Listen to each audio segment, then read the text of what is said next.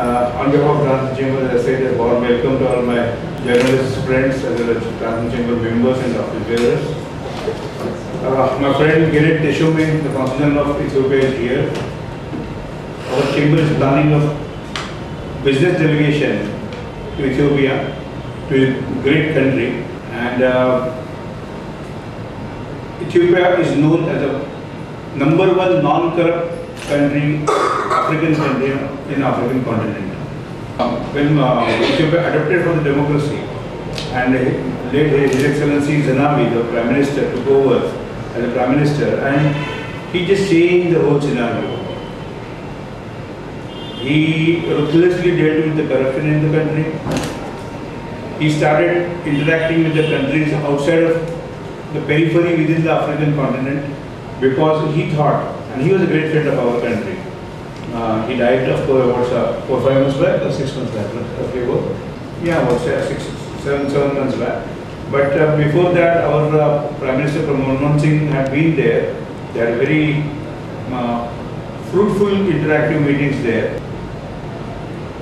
Ethiopia, unlike many other countries, is not depending upon purely Western countries, but they are very practical people, I would say, because whatever little knowledge I gained from my friend Gerrit, they know that their country does not need extremely high-tech technology at this stage.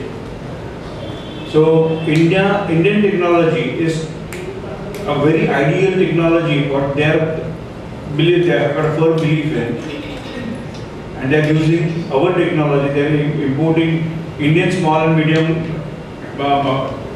enterprises there for the joint ventures collaborations, and they are doing extremely well. And I think the economy of Ethiopia, India has played considerable important role in the overall development of Ethiopia.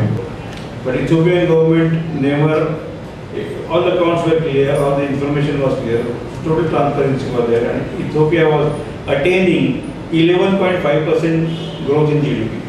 Anyway, so Ethiopia has maintained steady 11.5 growth in GDP over the last almost 7-8 years. Now, Ethiopian government is envisaging, they are not declaring it, but they are envisaging that Ethiopia may even cross 11.5% barrier and maybe able to reach 12 to 13% growth in GDP. And Ethiopia is one of the great destinations because political stability, very friendly business environment, a lot of minerals they are finding in Ethiopia. All these things, and of course 90 million is the population of Ethiopia, but being a politically stable country, Ethiopia is used as a hub by surrounding countries like newly liberated South Sudan, even Sudan, some part of Egypt. Now Libya is not far away, so in desert there are no borders, demarcated borders, so people, the caravans are also coming to the west part of Ethiopia, and the business is being transacted through Ethiopia because there is political stability. So you can go to Addis Ababa, go to the big markets there, take part in the auctions there, buy the stuff and pay the cash and carry on. Then, so Ethiopia is the hub for business for Northeast Africa, I would say. This is the right time. Before other people go and invade Ethiopia and start making money, Ethiopia is emotionally close with India, so why not our small chamber going to Ethiopia? And as earlier I said, SMEs have got a huge scope in Ethiopia, but they do not want conglomerates and the corporates just coming there and taking over the Ethiopia, buying out everybody, and they're exploiting the poor population there. No, government is very, very specific about whom they should give permissions to enter Ethiopia. Everything is being regulated in the interest of the people of Ethiopia. I think it is a very right political stance also, which we should learn few things from our younger president. With this few introductory words, I'll give the mic to Gerrit Teshome, the Consul of Ethiopia. Gerrit. Thank you, my dear brother. You have sold Ethiopia much better than me. I think For this, only you would deserve a post of ambassador if I were a president of my country. Really, I thank you very much.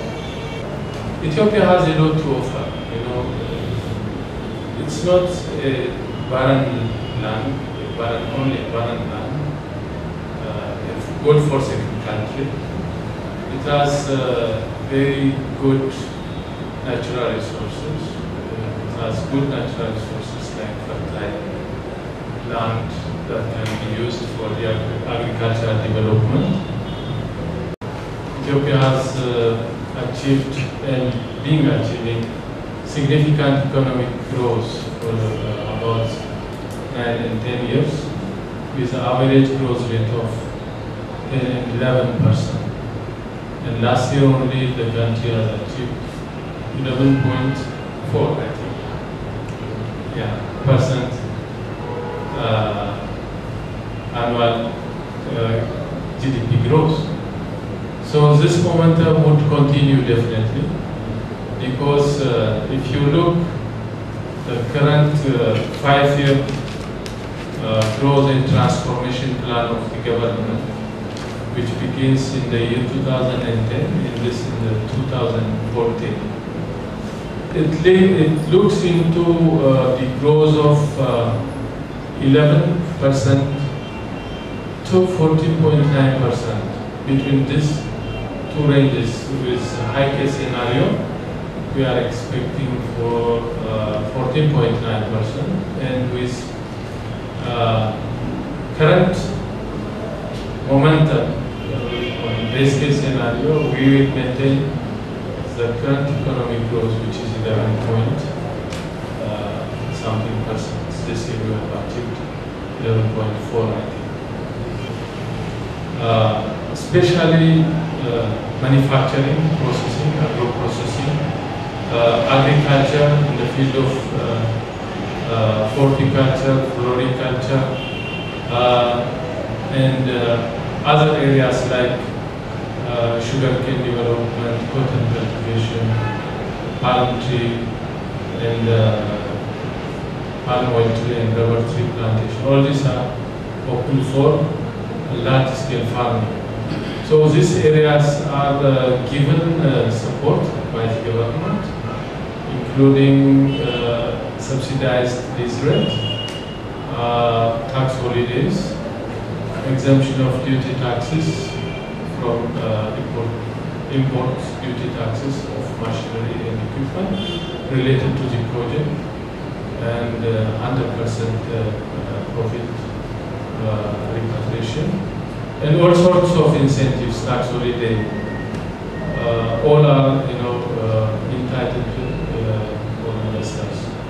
So investors are invited and welcome to any kind of venture. They can start with their own equity 100%. They can come as a sole proprietor. They can come as a joint venture. It's up to them to define the form of establishment. So all kind of investment is open. Last but not least, the Trans-Asian Chamber of Commerce is collaborating with us since a long time, since Sanjay has mentioned, from day one of my arrival to Mumbai. He is my mentor. I'm not exaggerating, not okay. I don't look that old. And he has given me chances to interact with members. And this is also, as he mentioned it right, is a product of our interaction last year. I hope this will succeed, and you will see the opportunities available in Ethiopia for yourself. I am not exaggerating if I say the sky is the limit now, because we have many areas that investors can come in and invest. We have sentimental attachment with India. The late Prime Minister, I remember, used to refer to India frequently because India is close to us, because we are told by Indians are still teaching in Ethiopian universities nowadays. India is one of the major source investor country. It stands in the forefront now, even as we speak now. The technology is very appropriate for us. The Indian technology is very appropriate for us. If we look the Western technology, it's not for us. And we are really thankful and grateful to the chamber and to office bearers, to my dear brother, Mr. Sanjay Mudin, for organizing such an event. So we are taking the delegation, which shall be having B2B meetings. With the help of Ethiopian Consulate, we will be creating contact with the chambers of commerce. We will be signing MOU. We are going to visit 3 cities basically: Addis Ababa, the capital, then other cities Hawassa, and that is Adama. Hawassa and Adama, they are the upcoming industrial cities in Ethiopia. So we are hoping to sign agreements, MOUs with the chambers there also. And then we will be having B2B meetings with those local chambers members. That's what we have envisaged and that's what we have planned basically.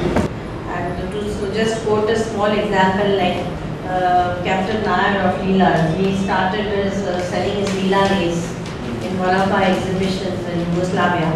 And at that time, the trade was controlled in East Europe. So it was all, buying was done by this public sector kind of undertaking. And they grew and they exported so much, and now you have a big hotel and now a chain of hotels. So you see, he was not a hotelier, he was basically an exporter. Similarly, there are many other such examples for carpets and for garments and for so many things. Small manufacturers grew and we saw them growing. So what I'm trying to say is that exhibitions do help people to make contacts, the right contacts. And as Sanjay said, now in this exhibition where the delegation is going, and they will have one-to-one meetings, and then they will identify who are the counterparts of the people who are going from here, and you will make contacts, then these contacts will grow. Maybe that now at the moment there will be some samples which will be exchanged, some prices will be discussed.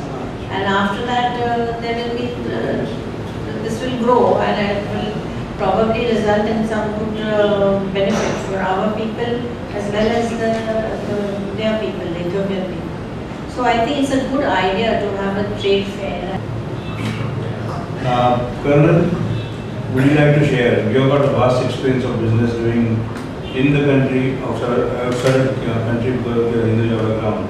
So how you also feel, going to a small country and Ethiopia, size-wise it's small, but potentials are tremendous. So can you just shed some light? I'm not sure if I need a mic.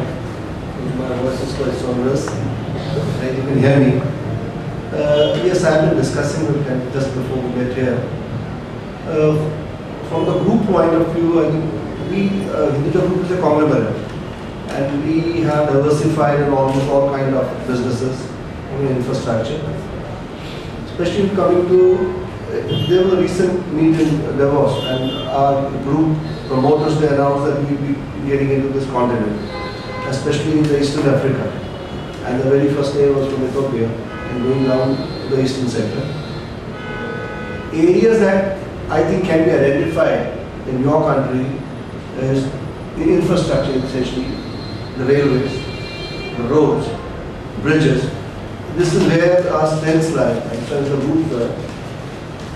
So in this particular region, Ethiopia also, instead of flying around and only staying in Addis Ababa and concluding some business, I said no, we will be visiting 2 more cities which are having potentials for industrial growth or other economic growth.